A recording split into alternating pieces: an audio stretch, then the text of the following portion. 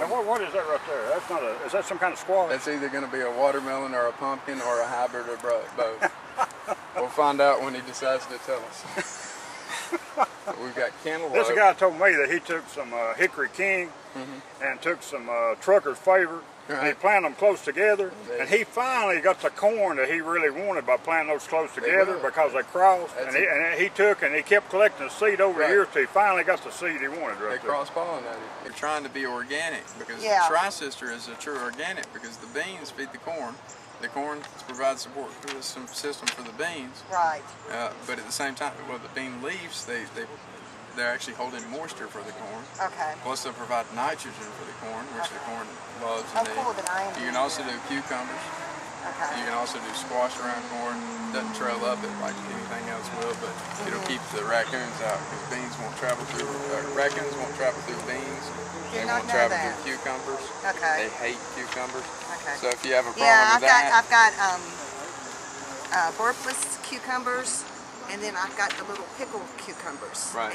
And actually I prefer the little pickled cucumbers better in my salad than I do the burpless. Most people do. And that's totally organic. I've got right now I'm using coffee grounds. We get 100 pounds at a time from Starbucks. You see that back row of corn? Yeah.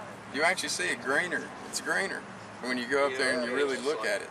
And it's nothing but coffee ground. When I was growing up, my daddy used to go to this woman's house. She drank a lot of coffee. She'd throw her grounds out off the end of the porch. You wouldn't believe the earthworm in there.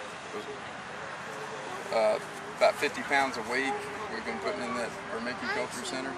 It's really a worm farm. It's all they eat. That's a worm bed? Yes, sir. Are they thriving in there? They're down deep right now. During the heat of the day, they stick down at the bottom. Those look like good tomatoes. They tell you the truth, half of them should have been eaten. Now they're worm food. Those are better looking. I kid you not now, those are better looking than what I've been buying. Well, you should have been here this morning, man. They were picking them off. So, Cam, what is this and what does this do? So the whole idea is we want to try to harvest the juice that the worm puts off, the excrement, the biosolid that it spits out after it processes. What it's processing is basically organic nitrogen, coffee grounds. So not only are we using that worm casting, but we're using a super hormonal worm casting in a way because we're feeding it something that we need also. All right, so the worms eat. They sit up there, they multiply, they eat every 30 days. They'll double in size basically if your farm's doing good. And we started off with 2,000 or 3,000. So they spit out this right here. Collects down at the bottom. That's the excrement, and if you break it down, I've never actually got a chemical analysis done on ours. I'm going to once it's at full production and we've got a good worm casting, so I can have a good breakdown. But at best guess, it's around a 5.55 concentrate. Wow.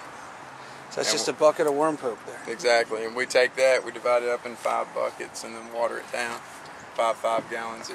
That thing will make right at 25 gallons of liquid that we use. Totally organic fertilizer. Yeah, totally organic. Wow.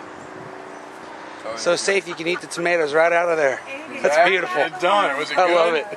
Was it good? Real good. Best I've had all year, no joke. Wow. That's funny.